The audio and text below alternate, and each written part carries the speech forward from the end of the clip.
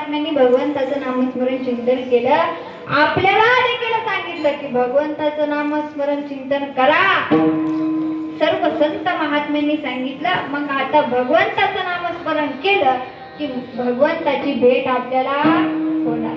परंतु आता भगवंताची भेट व्हायची म्हणजे संतांची भेट होणं गरजेचं आहे. कारण ज्याप्रमाणे एखाद्या मोठ्या व्यक्तीला भेटायचं असतं परंतु डायरेक्ट भेटता येत नाही, अगोदर त्यांच्या पियेला भेटावं लागतं. त्याचप्रमाणे जर भगवंताची भेट करून घ्यायची असेल तर डायरेक्ट भगवंताची भेट होणार नाही. भगवंताचे देखील पिये आहेत म्हणजे संत महात्म्य. संतांची भेट झाली की भगवंताची भेट होणार. मग संतांची भेट कशी आहे? कशी आहे संतांची भेट? सांगून जाईल. एक वेळेस नारद महर्षी म्हणाले भगवंता, नारद महर्षी भगवंताकडे गेले आणि म्हणाले भगवंता की पुढे काय होणार, कसं होणार ते तू आम्हाला सांग. त्यावेळेस भगवंताने सांगितलंय बघा, खाली गेल्याच्या नंतर अशा ठिकाणी एक सरडा बसलेला आहे, त्याला जाऊन विचार, तो तुम्हाला सांगेल. आता नारद महर्षी त्याच्याकडे गेले. जसं त्या सरड्याकडे बघितलं आणि सरड्याने नारद महर्षीकडे बघितलं, जशी त्यांची एक नजर झाली तसं सरडा मरण पावला. आता विचारायचं तर तसंच राहिलं. सरडा मरण पावला. नारद महर्षी भगवंताकडे गेले. भगवंता, जसं मी सरड्याकडे बघितलं त्याने माझ्याकडे बघितलं, आमची एक नजर झाली आणि सरडा मरण पावला. आता मला कोण सांगा?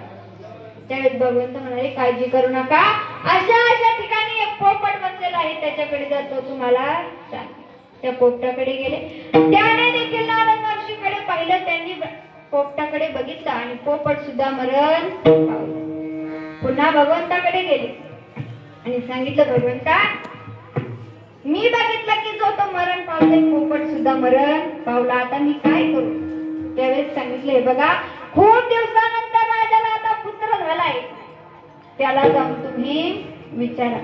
ते म्हणाले, भगवंता, सरड्याचं ठीक होतं, त्याला कुणी वारसदार नव्हतं, पोपटाला देखील कुणी नव्हतं, पण राजाचा पुत्र आहे, त्यातली त्यात खूप दिवसानंतर झालाय, जर त्याला काही झालं तर राजा मला सोडणार नाही. भगवंतांनी सांगितलं, काळजी करू नका, जा आणि त्याला विचारा.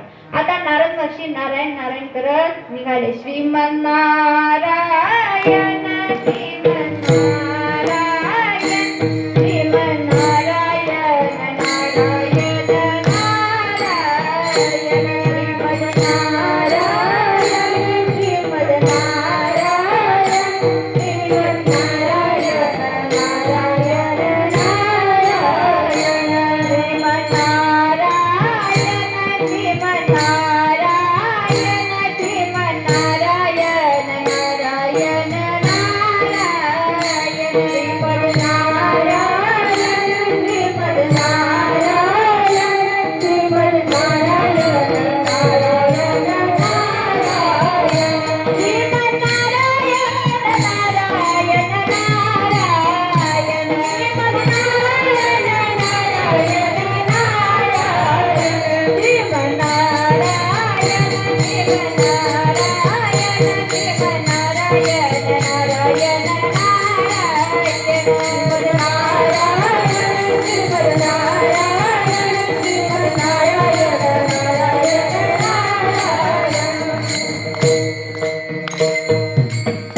आता नारद महर्षी भजन करत करत निघाले. विचार केला की मला कलियुग कसा आहे माहिती करून घ्यायचं. या कलियुगामध्ये संत संगतीचा काय महिमा आहे तो मला माहिती करून घ्यायचा आहे. मी विचारण्याकरता गेलो, परंतु सरडा देखील मरण पावला, पोपट देखील मरण पावला.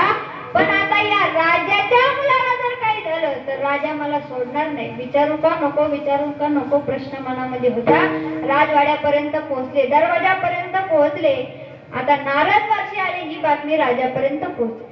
राजा धावत आला आणि सांगितलं, नारद महर्षी आज इकडे कुठे? त्यावेळेस त्यांनी सांगितलं, राजा, खूप दिवसानंतर तुम्हाला मुलगा झाला ही बातमी मला कळाली, म्हणून त्या मुलाला भेटण्याकरता आलो. राजाने आपल्या मुलाला बोलवण्याकरता सांगितलं. मुलाला आणण्यात आलं आणि मुलाला नारद महर्षीकडे दिलं. नारद महर्षी विचार करत होते, अगोदर पोपट मेला, अगोदर सरडा मेला, त्यानंतर पोपट मेला. आता जर मुलाला काही झालं तर राजा मला सोडणार नाही. विचारू का नको, विचारू का नको, विचारू का नको, असा प्रश्न नारद महर्षीला पडला. परंतु घाबरत घाबरत नारद महर्षीने त्याला विचारलं, का रे बाबा, मला संत संगतीचा महिमा असं म्हटल्यानंतर त्या मुलाने सांगितलं, नारद महर्षी, पहिल्यांदा तुम्ही मला भेटले त्यावेळेस मी सरड्याच्या रूपात होतो. तुम्ही मला भेटले, मी मरण पावलो. मला पोपटाचा जन्म मिळाला, तुम्ही मला भेटले, मी मरण पावलो. आणि त्यानंतर हा राजाच्या वाड्यामध्ये मला जन्म मिळाला. हाच संत संगतीचा महिमा आहे. विठ्ठल विठ्ठल.